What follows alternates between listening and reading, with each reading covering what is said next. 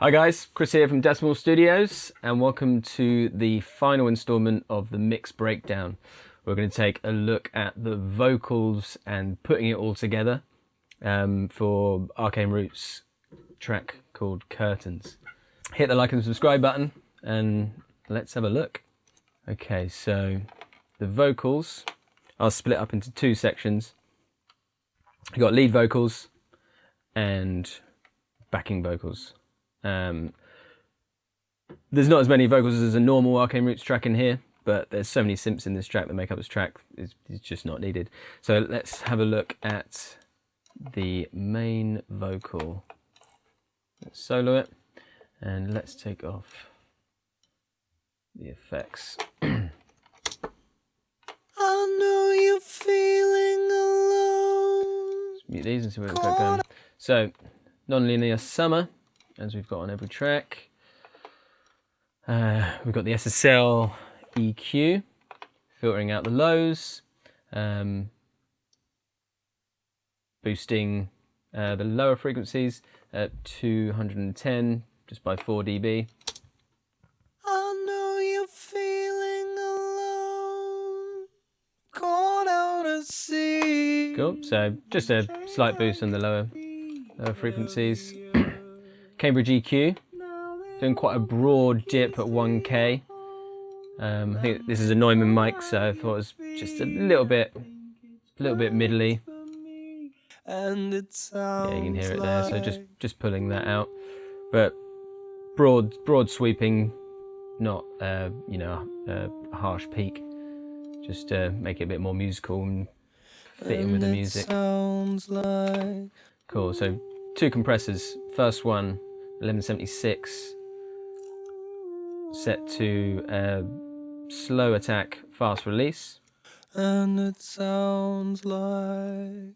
Let's go to a louder section and see what it's doing on there. And for a second you'll feel no pain. Cool, so about -3 gain reduction. Yes, I know. Cool, and then the LA2A on it after that. So this would have been compressed on the way in, so this is just here just to give it a little bit of a tickle, just to balance it out a little bit. Echo doesn't feel the same. Cool. This is married up with a double track. So that single track is dead center, and then we've got the double, which has got probably the same settings, similar settings, yeah. But the only difference is we're creating this really wide double track, which is going to split off. Echo doesn't feel the same. So on its own. I know you've never been ashamed. So it's just doing some minor pitch shifting and slight delay.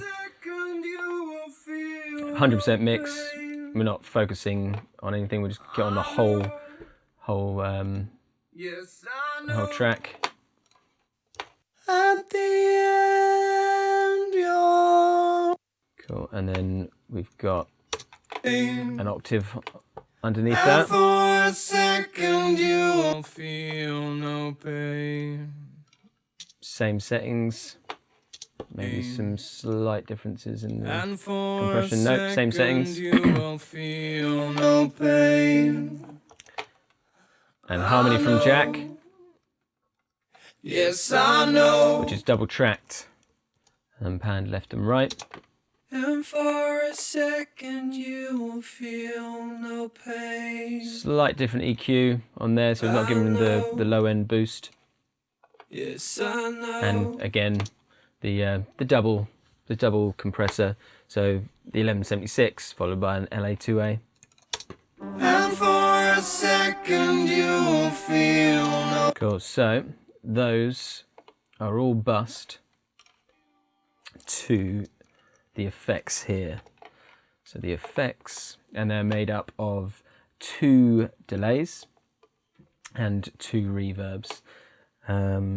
So on the verb side, we have a medium and a long. And for a second you will feel no pain. Let's mute the BVs for now. And for a second you'll feel. So we've got a plate, Lexicon plate. This is hitting 1.1, so it's a short plate. And for a second you'll feel no pain. And then we've got a longer reverb, which has got boost on the highs on the EQ. And 3. And for a second you'll. We've got, so 4 seconds. And for a second you'll Large hall. feel no pain. And I know. on the delay side, Yes, I know.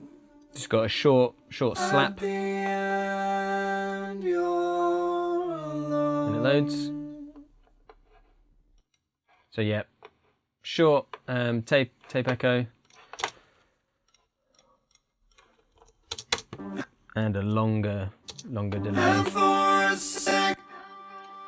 And got a longer delay. And for a second you'll feel no pain. So it's giving you the length. So altogether, Yes, I know. At the end, you're alone. so the idea with these effects are to, I think, like I've said with all the other things, is not to rely on one thing to give you what you're looking for. So it's like we're not looking for one guitar tone to give us everything that we want from the guitar. And likewise with the effects, with the reverbs and delays on the vocals, we're not looking for that one reverb to give us everything. What we're looking for is we're looking for the tiny little bits that add up to a whole. So we've on the verb side, we've got a short plate and a longish, whole verb. But then we're getting some extra length with the long delay, and then we're just getting a little bit of space and width with the short delay. So altogether, they create this large vocal effect. Okay, so let's take a look at the backing vocals. So the backing vocals are made up of harmonies from Adam, Jack, and Andrew. So let's have a listen to these pad-like vocals. Cool, vocal pads.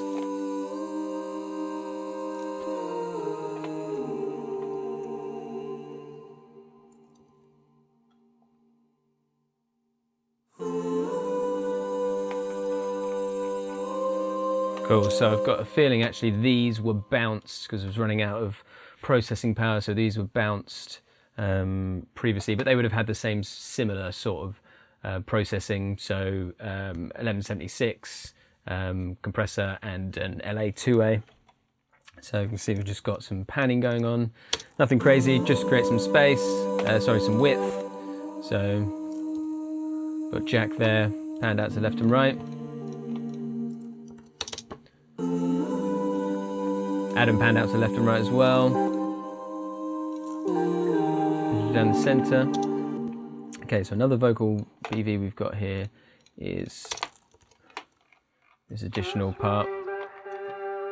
So this has got some creative effects on it. And what we're using for that is the Filter Freak from Sound Toys.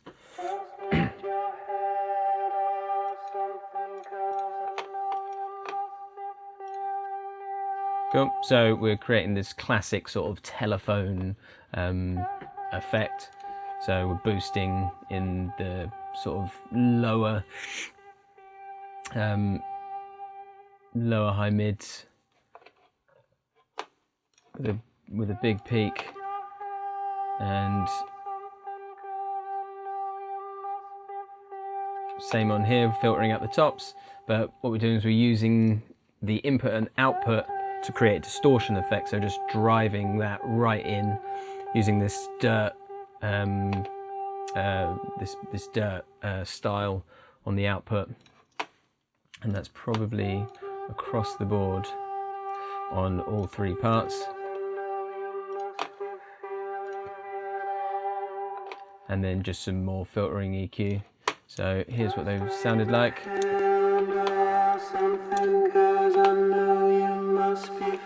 Add in the filter freak when it comes up. Cool. Then making it a little bit more subtle. Then drop it in. Cool, okay, so we've got another BV here.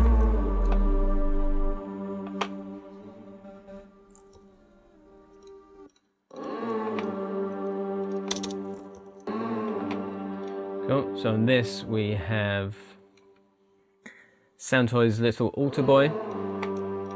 So let's quickly take that off. Listen to the roar. So we've got the SSL not doing much. So yeah, again, this would have been bounced. It would have had the 1176, the LA2A, the Cambridge EQ. And then we're just using this little altar boy to drop it in pitch and just mix it back in. So we're just fattening it out.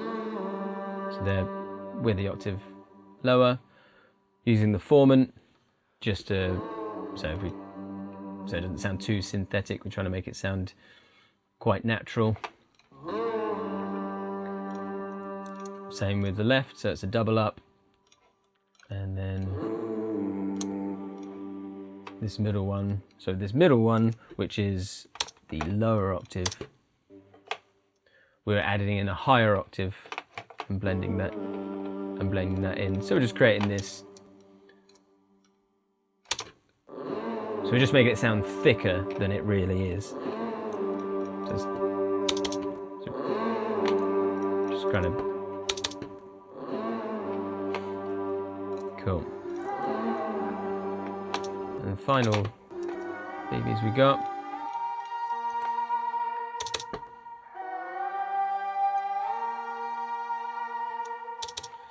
Cool, so these massively effective vocals have got on Filter Freak, so probably using the same settings we had for these affected vocals over here. So just creating that classic telephone style effect, filter, slightly distorted over rhythm.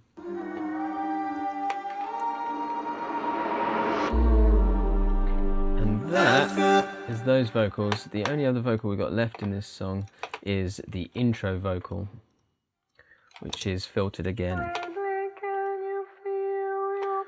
Let's put in the synth here.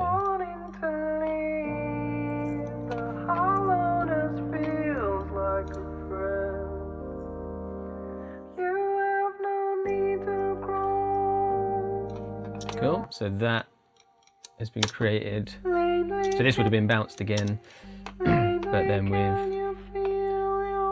thinning it out here, putting this high pass on there. Filter Freak again. Same sort of telephone effect, but we're not driving it this time. And then a final filter of the SSL.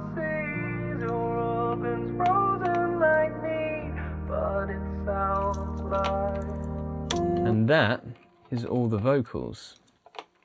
Okay, so let's have a look at the master bus. So again, relatively simple. We have Cambridge EQ, just boosting the highs above 10K, but then that is fed into Slate Digital, the FG Red, and that is probably going to be doing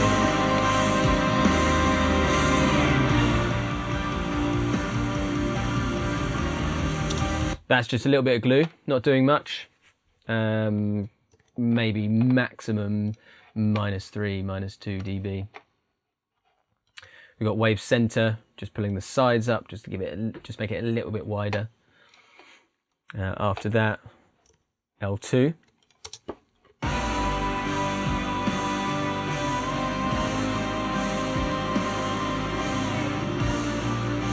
Again, not doing much, just bringing up the level. It's not actually attenuating at all, so that's just bringing the level up. Next up is this L3 multiband. We've got this in. Again, not doing much. you know, as I keep saying, is the tiny little steps as a whole, you know, that add up to a whole. This is doing maximum -5 attenuation, and so it's just attenuating these sort of lower frequencies, not by much, and it's quite quick because I don't want it to. It's a little bit more transparent if the quicker it is.